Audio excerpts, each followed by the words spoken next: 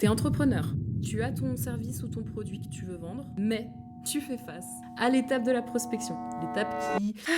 La majorité des entrepreneurs détestent et pourtant sont obligés de faire face. En fait, cette face-là, cette étape-là, peut être prise en main de votre côté, si c'est vraiment votre objectif que d'être dans la réussite. Et donc, cette chaîne-là va traiter de tous ces sujets. Donc, qu'est-ce que c'est la prospection? Comment s'y prendre? Combien de relances on fait? Qu'est-ce qu'on écrit? Est-ce qu'on envoie des emails? Est-ce qu'on appelle? En fait, est-ce que je vais pas manquer de respect à quelqu'un que je vais relancer pour la 8e fois? Voilà, toutes ces questions-là, si c'est des questions qui font écho là dans votre tête, je vous invite dès maintenant à vous abonner à cette chaîne parce que c'est vraiment un format que j'adore, le format YouTube. Et j'ai envie de vous délivrer un maximum de valeur parce que en parlant autour de moi auprès des freelances, je me rends compte à quel point il y a des sujets qui pour moi sont logiques et évidents parce que je suis issue de ce milieu, mais qui en fait ne le sont clairement pas pour les personnes qui ont leur propre cœur de métier et pour qui la prospection, le sujet de trouver plus de clients, mieux se vendre sans changer sa personnalité, donc en restant aligné avec ses valeurs. Ce sont des sujets qui sont très au final complexes pour les personnes avec qui j'échange autour de moi. D'où la création de cette chaîne. Ça y est, j'ai mon micro, je suis trop surexcitée. J'ai enfin investi, non, j'ai pas investi, c'est un cadeau de Noël, mais j'ai enfin un micro digne de ce nom pour ma nouvelle chaîne YouTube. Du coup, je peux enfin tourner ma première vidéo. Et donc, je me trouve là, devant vous.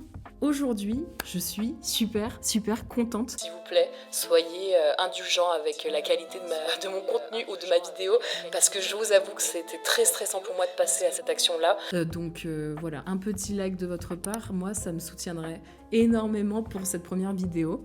Et du coup, vous allez vous demander peut-être, si jamais vous avez quelque chose à y faire, qui t'es toi? Je m'appelle Taïna, j'ai travaillé 10 ans dans la vente. J'ai de l'expérience B2C, donc qui est business to consumer, donc qui est vraiment que s'adresse aux particuliers, où là j'ai eu la chance de travailler dans les boutiques, donc vraiment des boutiques traditionnelles. J'avais commencé par les chaussures, j'avais commencé par la marque Manfield, et puis après je suis allée chez Bexley, j'ai travaillé chez Jules en tant qu'extra. Bref, j'ai été en fait dans toute ma carrière au contact de la clientèle. Et puis ensuite, je suis passée chez Panzani. Là, ça a été vraiment en alternance. Ça a été vraiment ma première expérience dans les bureaux, expérience office. Et puis après, j'ai travaillé en Irlande. Quand je me suis déplacée en Irlande, en fait, ça a ouvert à démultiplier les opportunités de carrière. À ce moment-là, en fait, j'ai eu la chance de travailler pour de gros groupes très connus dans les sales, donc dans les ventes en tant que commercial. En fait, BDR, SDR, AE, AM, tous ces acronymes-là que vous pouvez entendre à droite à gauche, ça veut tous dire la même chose, c'est commercial. Après, on a tous des jobs différents, des rôles différents. Mais voilà, donc j'ai travaillé, pour vous citer des exemples, Deliveroo. Alors non, je ne faisais pas la livraison, hein, comme tu te doutes. Moi, je faisais la prospection. Donc j'appelais les directeurs de restaurants directement pour les signer et les mettre sur la plateforme Deliveroo. J'ai travaillé pour Workday, pour LinkedIn. Et là, actuellement, je suis à la fois entrepreneur, où du coup, j'aide les freelances avec leur propre prospection à se vendre mieux, tout en restant aligné avec leurs valeurs et en capitalisant en fait sur les forces de la personne. Et à côté, je suis encore commerciale dans une solution SaaS tech du coup qui est mise en place pour tous les acteurs financiers. Donc je suis encore au contact moi-même de la vente au quotidien. C'est du coup une super opportunité de faire les deux en même temps parce que ça me permet en fait aussi d'être formée sans cesse par ma compagnie actuelle et d'être au courant de ce qui se fait encore dans le milieu sans payer de formation. Voilà, tout simplement. Et puis ça me permet à chaque fois d'en apprendre toujours plus parce que en fait le milieu de la tech SaaS, c'est un milieu qui évolue en permanence et qui évolue de manière très rapide. Donc voilà, il faut être très ouvert d'esprit, il faut aimer le changement et il faut aimer apprendre. Voilà, donc ce qui est mon cas.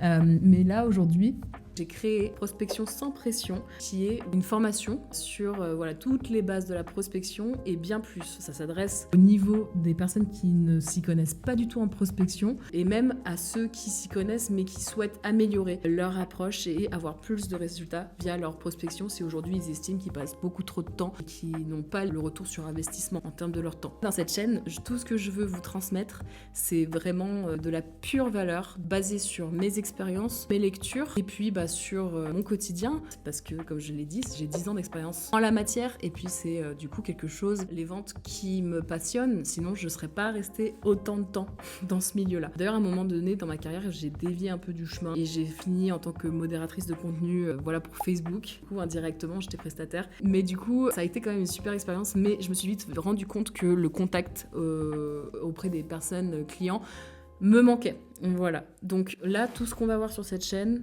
comme récapitulatif, c'est est-ce que les appels à froid, donc quand on va aller appeler quelqu'un qui ne l'a pas demandé, est-ce que ça marche encore aujourd'hui? Comment générer des appels à chaud, c'est-à-dire d'appeler des gens qui ont montré de l'intérêt déjà pour notre compagnie? Comment mettre en place tout simplement une stratégie de vente? Qui cibler?